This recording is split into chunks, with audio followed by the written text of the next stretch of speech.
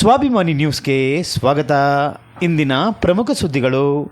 ಸಾಗರ ತಾಲೂಕಿನ ಕಾನ್ಲೆಯಿಂದ ಸಾಗರಪೇಟೆಗೆ ಕಾಲೇಜಿಗೆ ಹೋಗುವ ವಿದ್ಯಾರ್ಥಿಗಳಿಗೆ ಬಸ್ ಇಲ್ಲದೆ ತೊಂದರೆಯಾಗುತ್ತಿದ್ದು, ಈ ಬಗ್ಗೆ ಅನೇಕ ಸಾರಿ ಸಂಬಂಧಪಟ್ಟ ಅಧಿಕಾರಿಗಳಿಗೆ ಮಾಹಿತಿ ನೀಡಿದರೂ ಏನೂ ಪ್ರಯೋಜನವಾಗಿಲ್ಲ.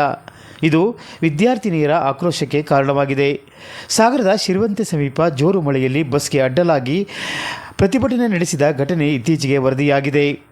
ಸಾಗರದಿಂದ ಕಾನ್ಲೆ ಗಡಮನೆ ಕೆಲವೆಗೆ ಶಾಲಾ ವಿದ್ಯಾರ್ಥಿಗಳಿಗಾಗಿಯೇ ಓಡಿಸುತ್ತಿದ್ದ ಬಸ್ ವಾರದಲ್ಲಿ 2-3 ದಿನ ಮಾತ್ರ ಬರುತ್ತಿದ್ದು, ಸಮೀಪದ ಊರುಗಳಿಂದ ಬಸ್ ಹತ್ತಿದರೆ ಕೆಳಗಿಳಿಸುತ್ತಿದ್ದಾರೆ.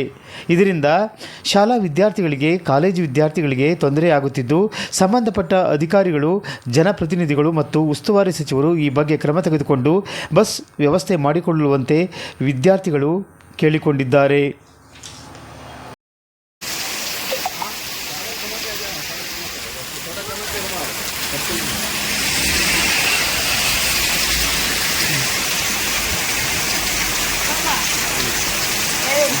ವೈರಲ್ ಮಾಡೋದು ನಾವು ವಿಡಿಯೋನ ಮಾಡೋದಕ್ಕೆ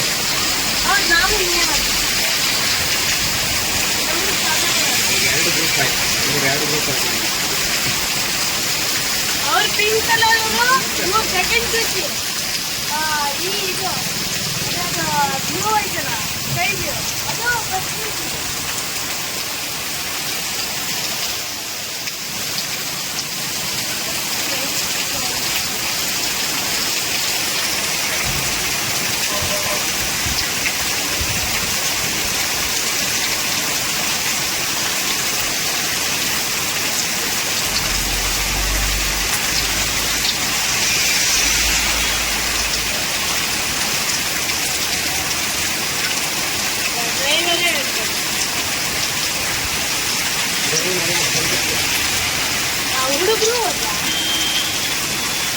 ಒಂದು 30 ನಿಮಿಷದ ಮೇಲೆ ಆತರ